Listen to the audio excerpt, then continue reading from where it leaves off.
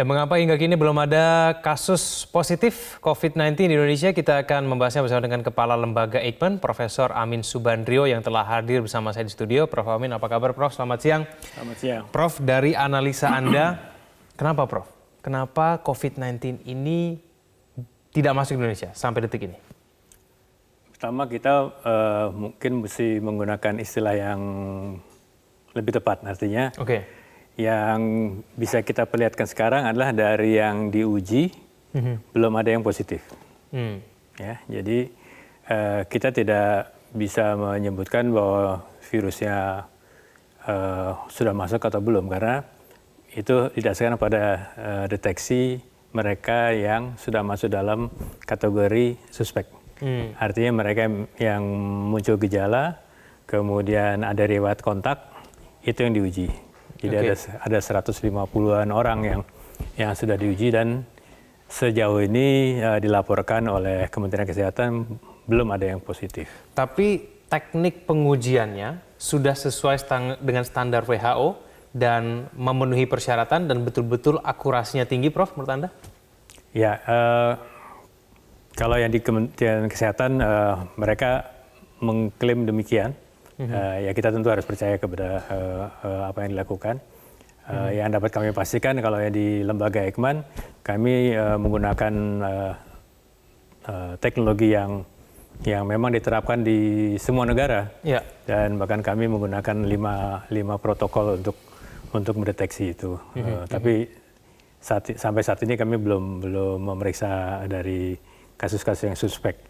Hanya saja kalau kembali ke pertanyaan awal kenapa kok belum masuk, sebetulnya kita tidak bisa melihat daerah atau regional kita ini sebagai kotak-kotak yang terbatas, misalnya Malaysia, Singapura, Filipina, Australia dan Indonesia. Itu kan tidak ada batasnya untuk virus ya. Virus itu tidak perlu paspor untuk masuk keluar masuk gitu.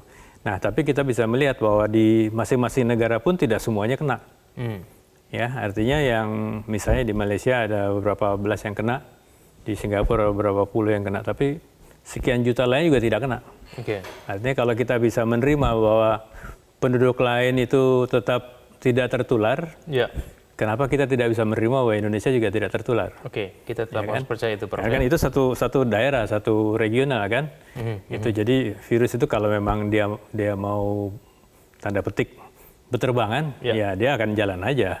Tapi kalau melihat perkembangan terakhir kan saya rasa tidak ada yang menyangka, Prof, bahwa penyebaran virus corona ini dampaknya udah kemana-mana, Prof. Jepang menutup sekolahnya, anak-anak dipersilakan libur, lalu kemudian Arab Saudi melakukan pembatasan terhadap orang yang melakukan umroh, dan juga negara-negara yang lainnya. Sebetulnya cara kerja dari virus ini sendiri sehingga kemudian penyebarannya begitu cepat apa, Prof? Virus ini memang punya dua karakteristik yang berbeda dengan virus SARS sebelumnya. Jadi memang dia lebih menular, tapi secara klinis tidak seberat SARS atau MERS. Walaupun kita lihat di Iran angka kematian cukup tinggi. Tapi kenapa dia cepat menyebar justru itu. Jadi waktu dia menular, sebagian besar itu orang yang terpapar tidak sakit. Sebagian lagi sakit tapi ringan, hampir seperti flu biasa. Nah, kelompok inilah yang masih mobile, artinya dia masih bepergian kemana-mana dan tidak ada indikasi untuk diperiksa karena tidak ada gejala, mungkin juga riwayat kontaknya tidak bisa dilacak. Kan menurut WHO kan harusnya ada dua. Ada gejala, ada riwayat kontak. Sehingga mereka semua itu bukan indikasi untuk diperiksa. Nah, jadi itu sebabnya kita tidak bisa melakukan screening besar-besaran kan? Secara massal begitu ya, Prof. Prof, begini, perkembangan Prof bahwa ada beberapa kasus yang kemudian virus ini seakan-akan tidak menimbulkan gejala. Bahkan Kementerian Kesehatan sendiri mengatakan memang ada kemungkinan bahwa virus ini bermutasi. Sehingga kemudian ketika orang mengidap, diketahui punya virus corona, dia tidak menimbulkan gejala, seperti kemudian ada beberapa kasus sudah dinyatakan negatif, tapi kemudian belakangan positif. Ini kenapa, Prof, bisa terjadi seperti ini? Sebetulnya untuk tidak menimbulkan gejala tidak perlu mutasi, karena untuk bisa timbul gejala itu ada 3 faktor yang selalu saya sebutkan. Tergantung dosisnya, tergantung virulensinya, dan tergantung dibagi dengan kekebalan. Nah, jadi kalau yang masuk ke seseorang misalnya dosisnya tidak terlalu tinggi atau virulensinya tidak tinggi dan kekebalan dia cukup bagus, maka boleh dikatakan dia tidak menimbulkan tidak muncul gejala. Ya, nah dia masih bisa bepergian.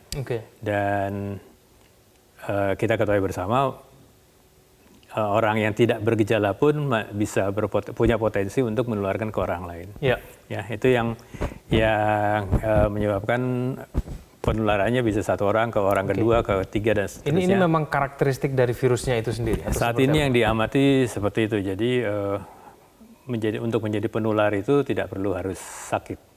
Beda dengan SARS yang sebelumnya, hanya orang yang muncul yang punya gejala saja yang menularkan. Oke, baik. Prof, kita akan lanjutkan lagi dulu. Kita di segmen selanjutnya, kita harus jeda terlebih dahulu. Pemirsa jangan kemana-mana, Metro Siang akan segera kembali.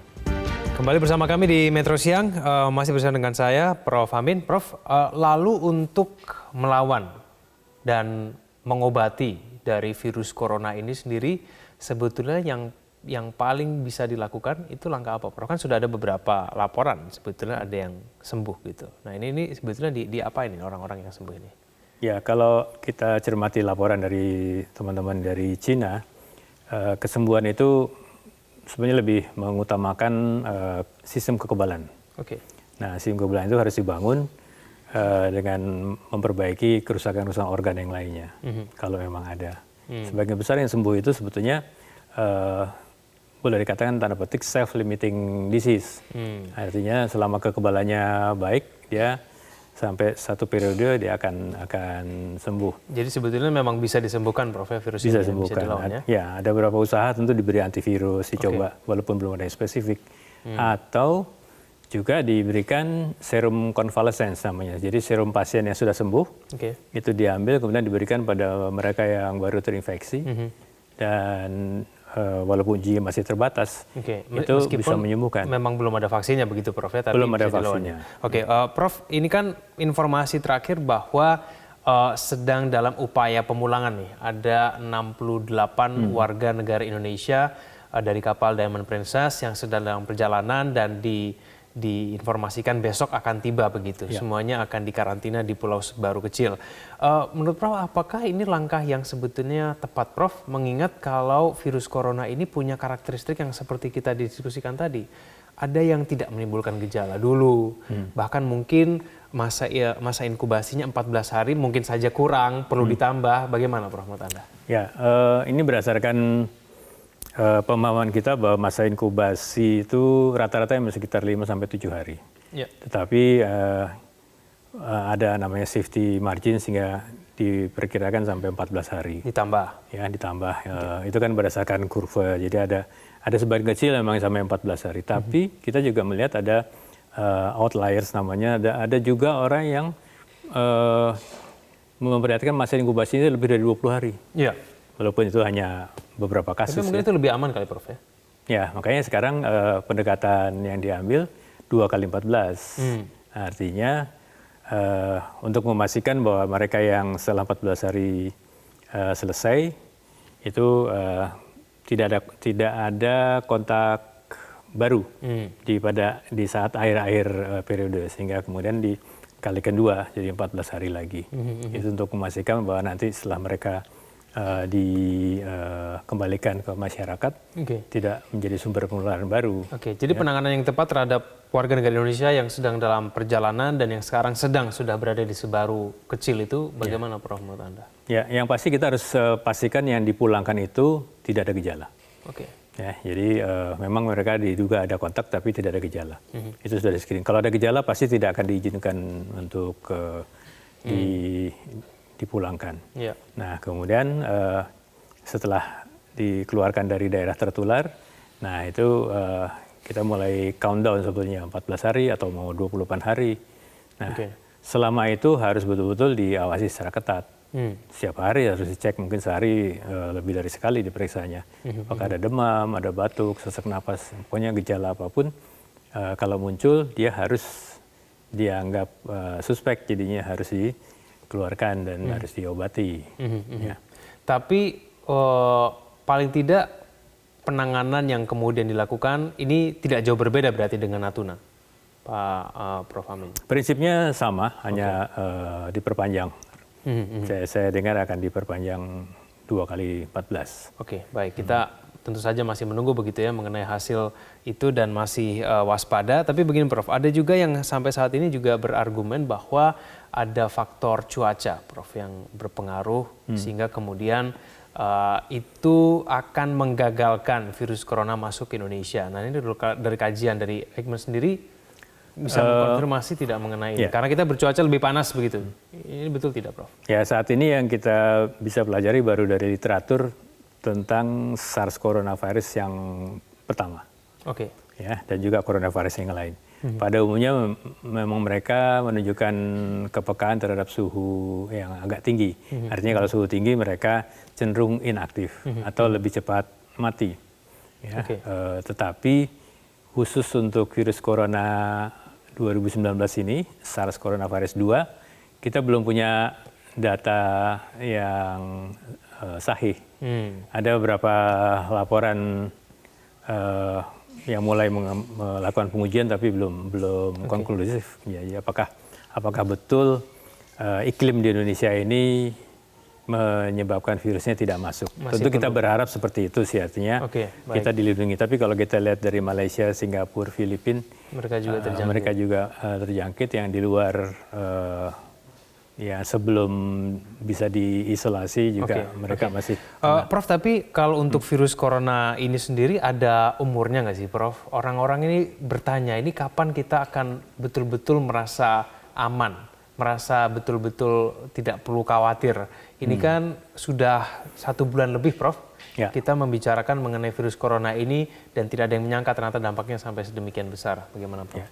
Setiap ada epidemi dan juga pandemi, itu kita bisa amati ada siklusnya.